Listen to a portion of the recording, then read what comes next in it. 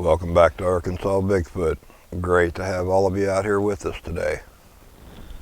Well, I have been a little bit behind the curve this week in getting a video put together for you. Seems like every year, probably for the past 40 years or more, I always get a little bit of a sinus and chest cold right before my birthday. This year was no different. So I've been hanging out at the house for the last couple days trying to get the cough subsided, and I think we're good to go. We're going to go over and check out Junior's log, see what they did with their birthday treats, and get the rest of this done. Got some things I want to share with you as we get a little farther back into the woods that's going to be interesting and fun. So come on along. You ready to get after it? I'm ready. Well, let's go. All right.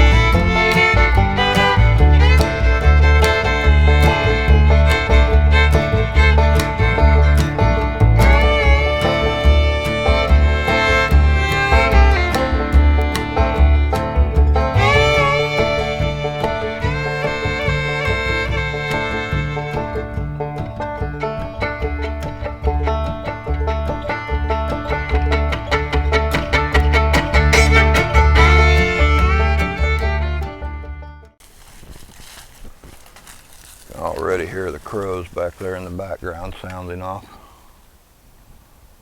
You're loud and proud today.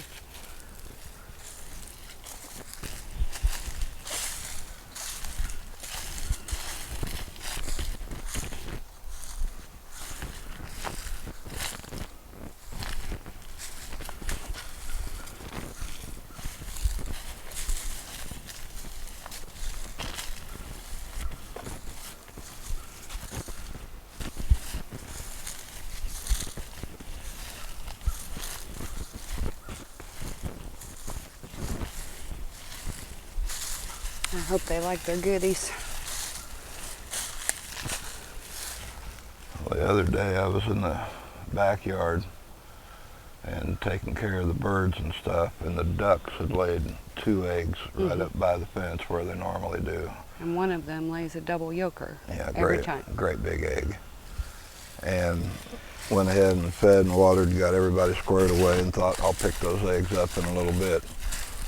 Went back into the barn working on stuff and came back out 25-30 minutes later, and one of the eggs was gone. The great big double yolk egg. And I've seen them laying there too. So I think somebody helped themselves to an egg while I wasn't looking.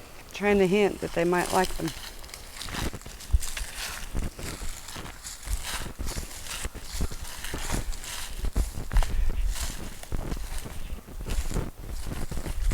if it had been nighttime or something, you know, raccoons will steal stuff like that sometimes, or snakes might come up occasionally, but they're usually going to wait until nightfall.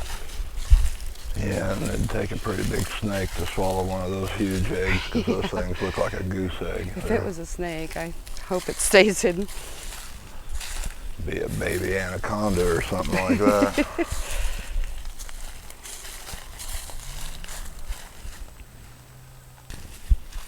Well, I think they like their stuff. Well, at the very least, it's not on the lawn.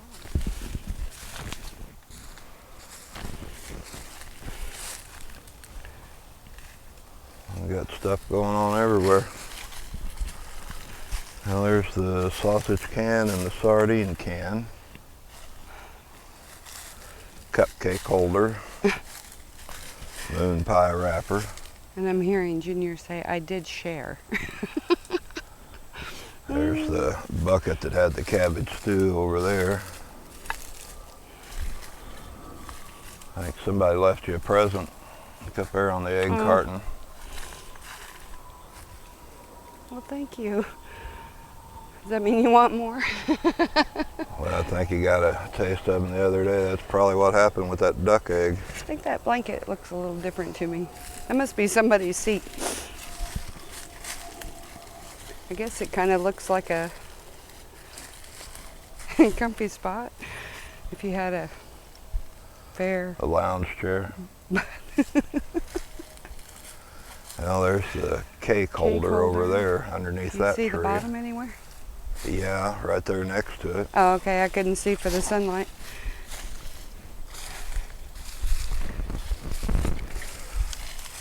Right here's a great big mashed down area, like something's been sitting there. The top of the cake pan's mashed in. Oh, see if I can get in there. There's a footprint right there in front of that old dead I limb. think it's a small one and a bigger one behind it. From here, that's what it looks like. Well, you're welcome. I heard somebody saying thank you, thank you. I don't know which they like the most, but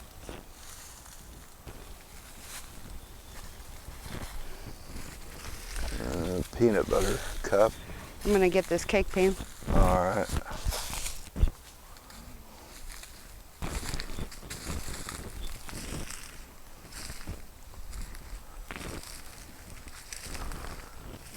And the little baggie that the coffee beans were in, it's cleaned out.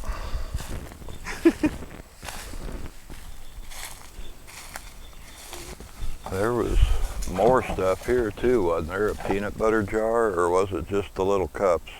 Just the little cups. Just little cups. That's squished. I kind of hate opening these too. They're kind of a pain in the rear to pop open. Looks like maybe a big thumbprint down into it, pop it open. Or one finger. I'm not sure.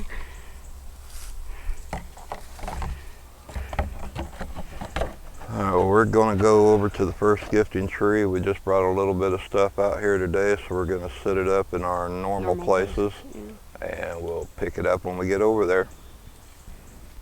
Well, I really wanted this video to be a nighttime video, but I've been crouping and coughing so much earlier this week that I didn't really want to sit out there in the damp in the dark and just be in the middle of a coughing fit the entire time. But I think we've just about got it all whipped, so feeling a lot better than I did. Just kind of watching the woods around us here, seeing, we're going to call it the shadow walkers. Okay. As I can see them moving across. Moving across. And that's something that we're going to talk about after we set this first tree up. We'll find us a place up there on that log and have a little bit of a adult conversation out here. And we've had a little internet challenge last year too, so hopefully it's straightened out now.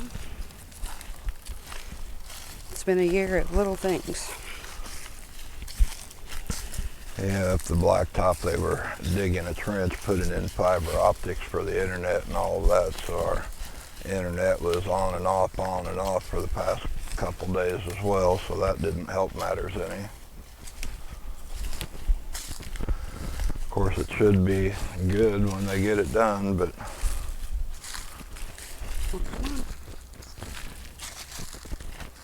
Hearing someone asking if they could walk with us. Oh, and I'm going to apologize for what, I don't know, because I don't feel like I'm doing anything really, but Took particularly has a fascination for the blue lights on our microphones. And I had asked him not to mess with Ken's and realized I hadn't asked him if he could refrain from messing with mine when we're working. And I think some, not all, but some of the cut in and cut out could be just a little electrical interference. He's just at that right age of curiosity.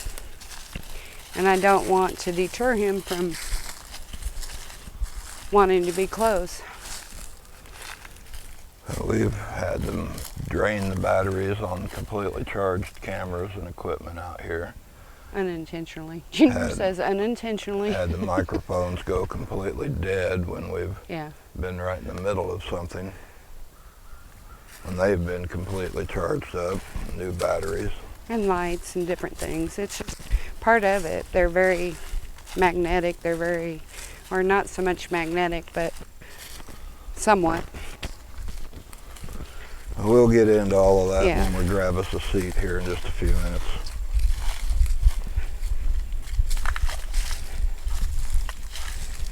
And I've had somebody tugging at my bag since we got here. And I realized I brought a bag that is the electric blue. I was not thinking, I just thought, well, it's a smaller bag. And it kept getting pulled on and hung and smart me.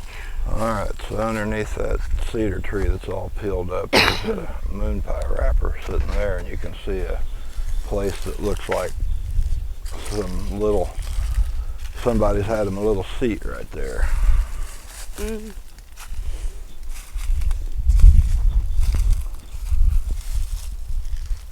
Just split down on the seam. There's the bag that had the almonds in it. That was slam full. Oh wow, it's not anymore. And that's ripped clear across.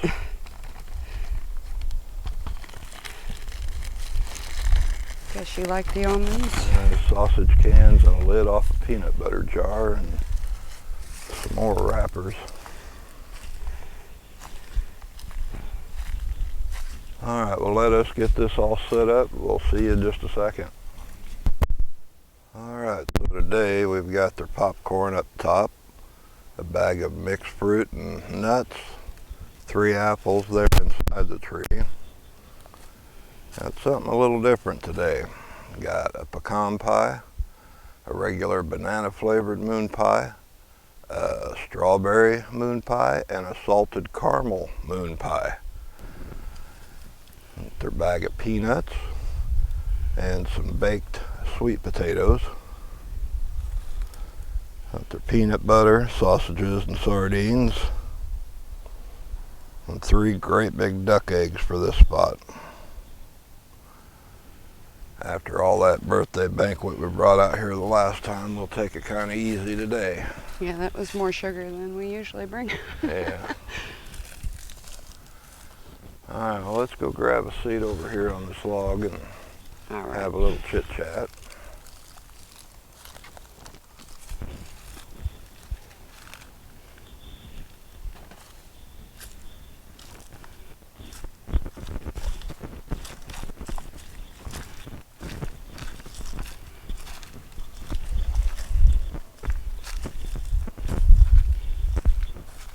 It's beautiful out here today. Yes, it is.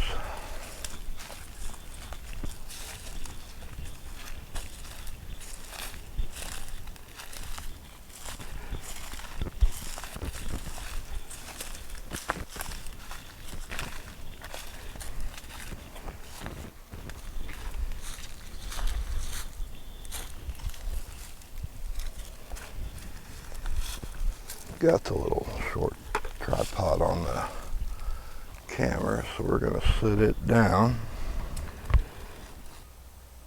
Now the moon pies and the pecan pies and a lot of the peanut butter and different things come from the Bruces, and without that we wouldn't be able to keep up with a lot of this, and I want to really say thank you for that. We appreciate it immensely, and I know these big hairy guys out here appreciate that as well. Have a lot of wonderful people that help with stuff on a weekly or monthly basis as they're able to. Another thing that came in the mail this week, I wanted to say thank you to Joyce. She bought me a Cadillac convertible. Wow. That was from Joyce, and had a little something in there for a birthday treat. But Very nice. Cadillac convertible birthday card. I said I apologize for the froggy throat today, but it is what it is. Next thing I wanted to show and share with everybody came from Kevin over at SoCal Forest Ninjas. And he's been kind of having a rough way about it this summer, trying to get stuff moving for him. It seems like everything's just been in gridlock on his end. But he sent me these stickers that he and his daughter, I believe, are putting together. But it's SoCal Forest Ninjas. These are to go on like a car window or just wherever you want to put them. And has the YouTube logo on the end of them. But I thought that was pretty cool. Very nice. But what I wanted to say is he is trying to get geared back up so he can get back out in the woods and do his own thing on the West Coast. And I know he's been missing it, and a lot of other people have been missing seeing his videos getting posted. Well, I know it's been a part of his life for more than 10 years. Yeah, a long time. He's seen a lot, heard a lot, and learned a lot, and can teach a lot. Yep. But I'm going to post his email address in the video. And if you'd like to get one of his stickers, and I'm sure he might even have some other designs beyond these, you can email him and see what the deal is with that, because the way I understood it, he was going to offer a sticker for a little bit of a donation. I'll leave that up to him how he wants to do that, but if you'd like to have one of his stickers, just give him an email and see what he's got available. Very good. So a lot of the comments and questions that we have, and I think where I'm going to start off first is talking about the trail cams. Mm-hmm. You know, we tried that off and on the first year that we were out here, and I've got trail cams. We've got little cameras and all that stuff, and we learned the hard way that when you start trying to put cameras out here, you're going to get one of two things. They're either going to avoid and block them with like brush, or just not come around that area. Which we've had them do. Which we've had them do on several occasions. Or they're going to vacate the premises. When you start trying to maneuver and manipulate them into being caught on camera, they'll disappear. They are fully aware of everything that goes on in their space. This is their living room. It would be no different than you living in your house and realizing that somebody else has came in and moved something around or changed something around. Whether it's harmful or not, it's your house. When we walk around out here in the woods with the video camera, they're fully aware of that. And I have often felt that they can see what we see in the monitor, so they can also gauge where they're at. Earlier I mentioned the shadow forms. Mm-hmm. And this is my belief. Bigfoot is not only a physical creature, they are also an ethereal spiritual creature, which means they can operate in the physical real world, and they can operate in the layers between dimensions. they can cloak themselves and pass through these thin layers of existence, just like the little cubby hole behind the staircase. They're passing from one side to the other, and they're in that in-between invisible mode. Mm-hmm. They are fully capable of doing that. And people say, well, if they're completely capable of doing that, why would they even bother coming into the physical realm? They love this earth. Same reason a human being enjoys the physical realm. Sight, smell, taste, touch.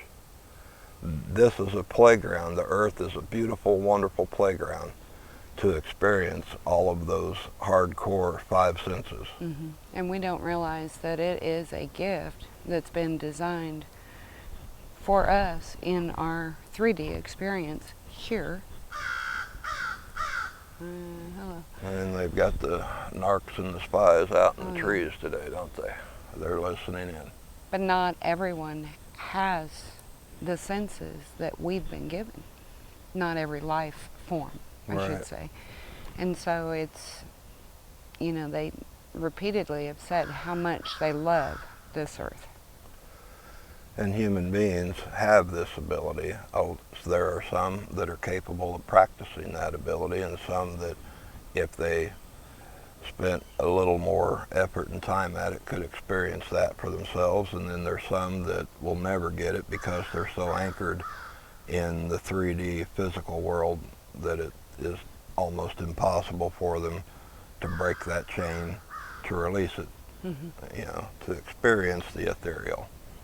It's all frequency, vibration, you know, speed. Vibration is very relative to speed. And in their ability, speaking of the people, to keep their vibrational rate at a different oscillation, not to get too technical, then a lot of that affords the invisibility as we perceive it. They are not invisible.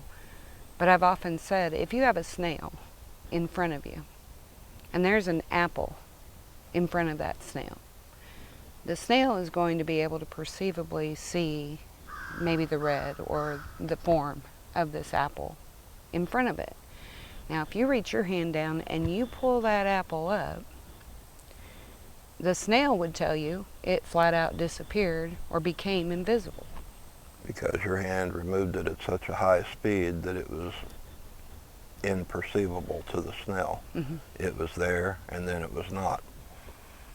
Several people beyond us, and we have experienced this almost every time we've been out here, but several people around the planet that have encountered the Sasquatch, the Bigfoot, they'll see one walking or see one standing behind a tree or crouching down or whatever, and within the blink of an eye, it's gone.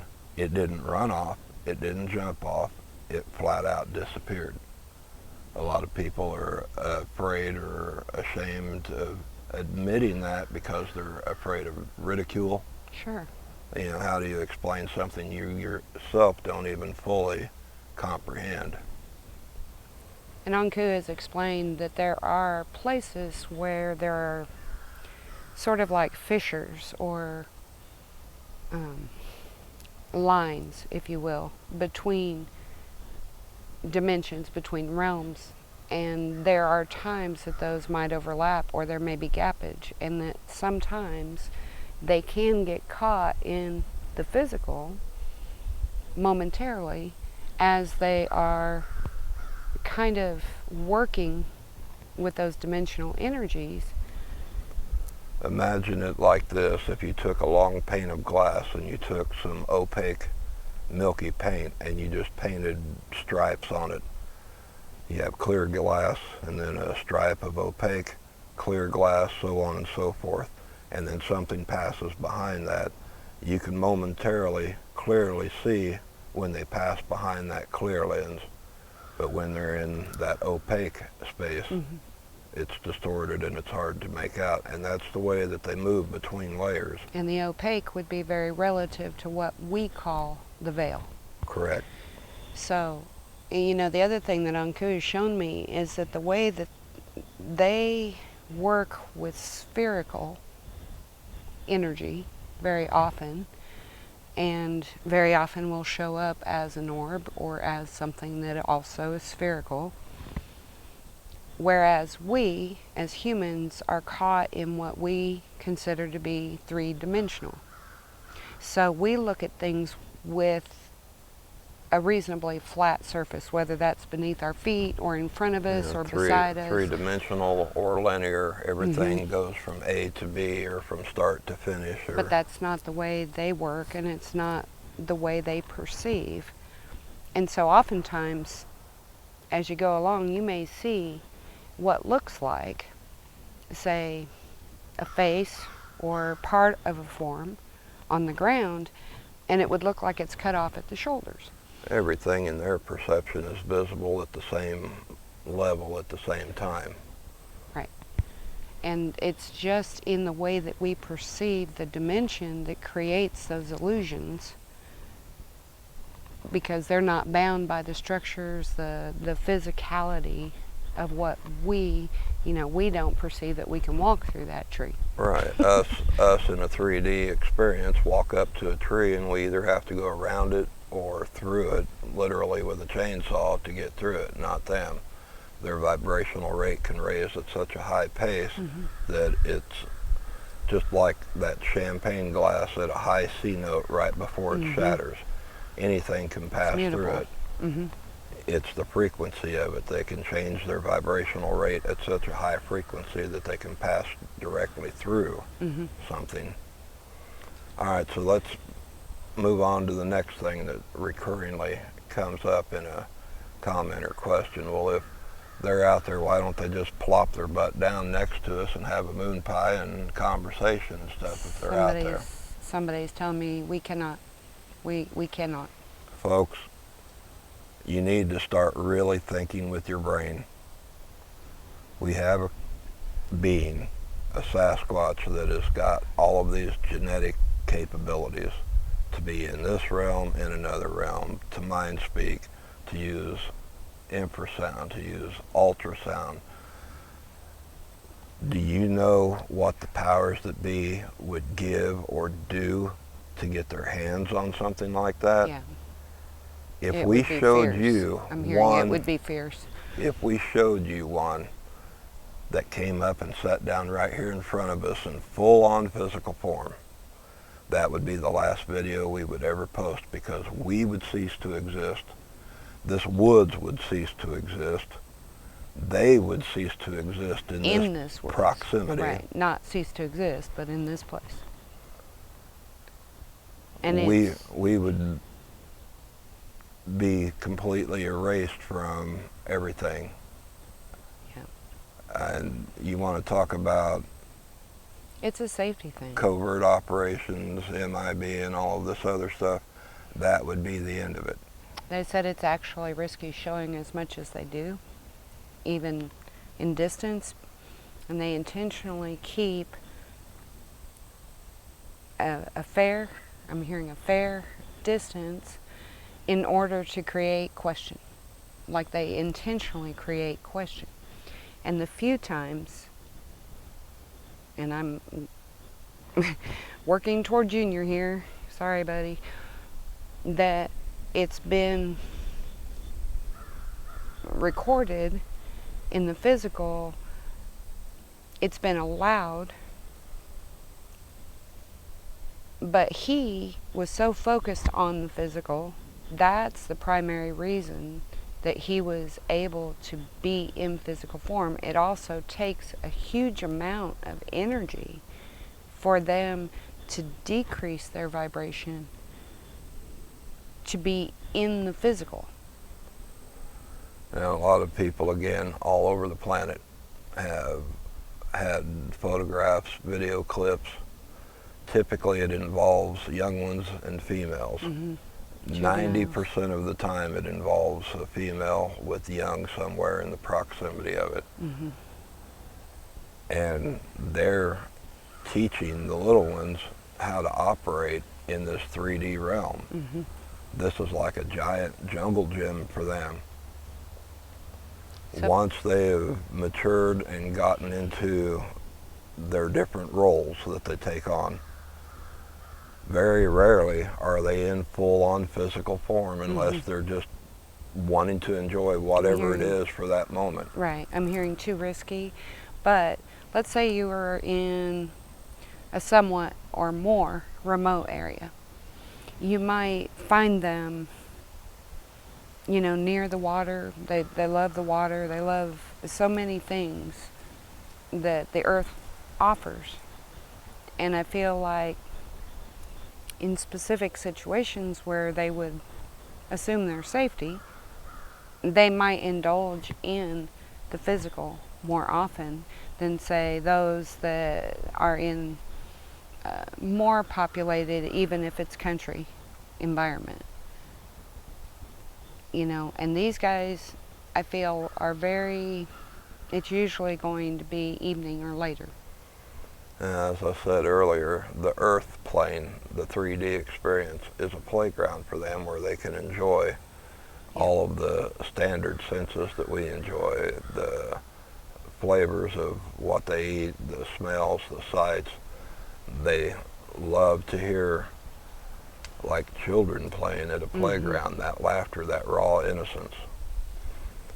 People unfortunately are only exposed most of the time to all of the negativity, the Hollywood hype and the drama of Sasquatch, the face-eating monster. Bigfoot is, something diabolical or whatever. That's the stuff that sells tabloids. That's the stuff that sells movies. If the newspaper headline read that the sun came out, it was a beautiful day, everyone had a fantastic time, all the kids got to play outside and all the neighbors helped each other, The majority of people that would paper shrug would it. sit in the rack Yeah. and never sell. Yeah. But you put something on there that 500 people got killed over something, Because it creates and it flies off the rack. because it creates adrenaline. And you're addicted to the adrenaline rush and addicted to the drama of it. It's a sad, unfortunate reality. But it's not the truth of the Sasquatch. Or at least what they intend to represent. There are plenty of creatures out there that are face eaters. I mean, there are plenty of things in this world that truly deserve that title. But in our experience, it's not these people. And a lot of things that have the ability to shapeshift or create the illusion of different form, oftentimes the people are their enemy. And they will impersonate that image in order to help the monster theory, in order to help the bad guy theory, if you will. And it's not necessarily correct. So everybody needs to be accountable for themselves and feel their own truth. But, yeah. So the Bigfoot allow us to see glimpses through their secret window into their world occasionally. We get to see them briefly, momentarily, in full physical form. We get to see them in shadow form. There are several times we have found footprints, hair samples, scat samples, handprints on things. And there's more evidence to say that they're here than there is to say that they're not here. Yeah. And putting the shoe on the other foot, I was in a conversation with a person one time and asked them, have you ever seen the face of God? No. Well, then how do you know he exists? Because there's all kinds of other evidence out there that proves it. It's the same way in this situation. There's so much on the argument that they are that you can't say that they aren't.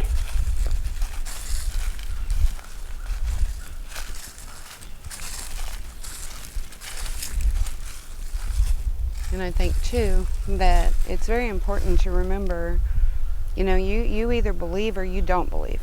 It doesn't matter if it's in God, if it's in cryptids, but one person's experience isn't going to be the same as another person's experience in this world at all. Whether it's a job you work, the school you go to, the people you meet, and it's not meant to be the same. You have 30 kids in a classroom and one teacher telling the lesson. And you ask those 30 kids at the end of the day what they learned, and you're going to get 30 different answers because they saw it from their perspective.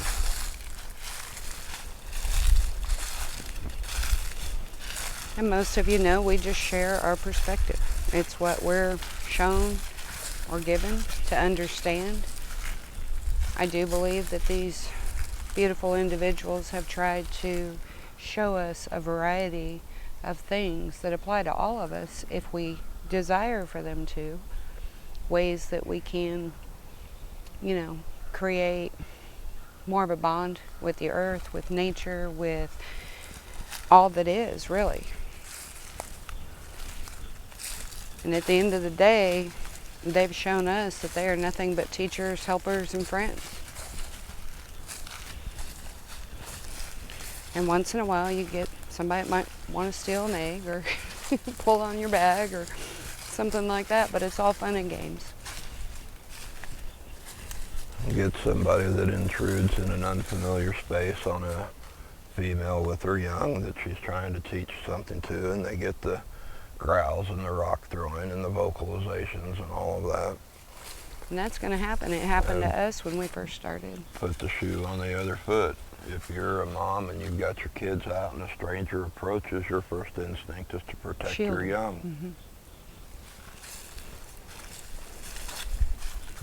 Yeah, when we first started, and several of you may or may not see some of our original experiences out here, there were a lot of little tests to see what would create a start in us. And they can smell your adrenaline or feel your adrenaline. They sense your fear and they know what's too much or what's okay. Many, many times we've had limbs thrown our direction. We've had rocks thrown our direction. Marbles we brought out here. That we brought out. They were flicking them through the woods at us.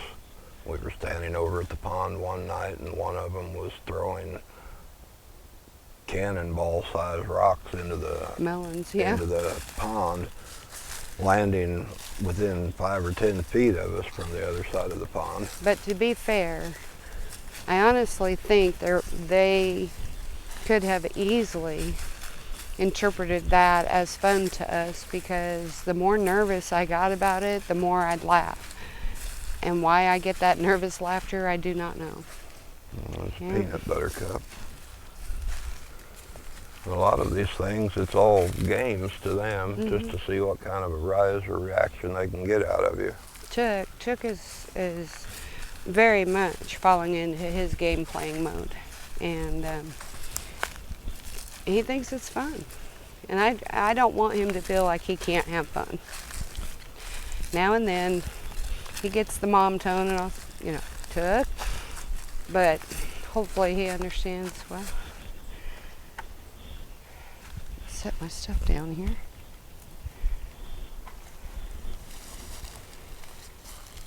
Every time we get into one of these in-depth conversations, it's like they gather around to... They love to listen, love a story.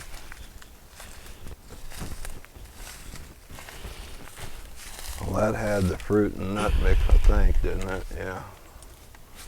The thing sliced clear across there, ripped open. I take it they like that.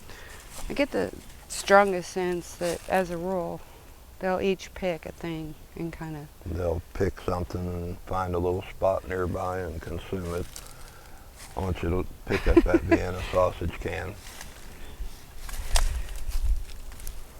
One of them has stepped on it or crushed it with their fingers, but Squiddered. That's no little raccoon or possum doing stuff like that. We got moon pie wrappers over there. Honey bun wrappers. One over here. They didn't go too far with this mess. And the most obvious thing, look in front of the hole of the tree. a limb. Great big leaner against it now. Huh.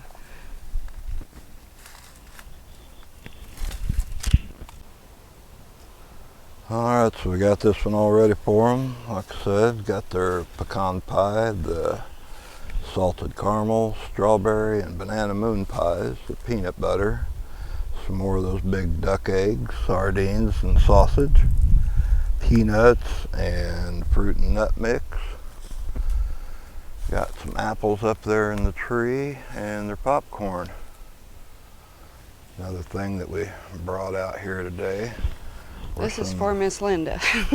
Or some replacements in case they get carried off again. We haven't even walked over there to look yet, but Yeah. seems like they've been playing musical rocks lately.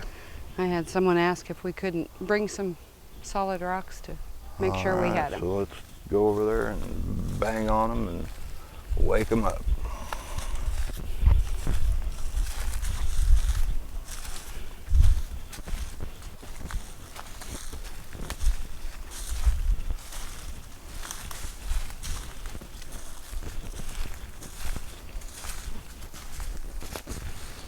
That whole thing has just been crushed down to nothing. Well, those rocks are still there. That's amazing. Were there 2 or 3? I can't remember. I I don't know. thought you had 3 of them stacked up there. One of them's down now. Well, I'm going to pick the log because that one's about to give.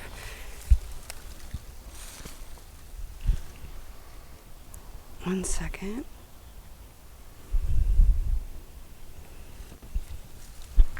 Do it fast. There you go, buddy. All right. Come on up.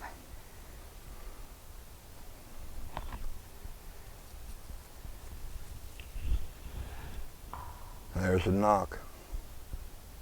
Well, come on. We know you're there.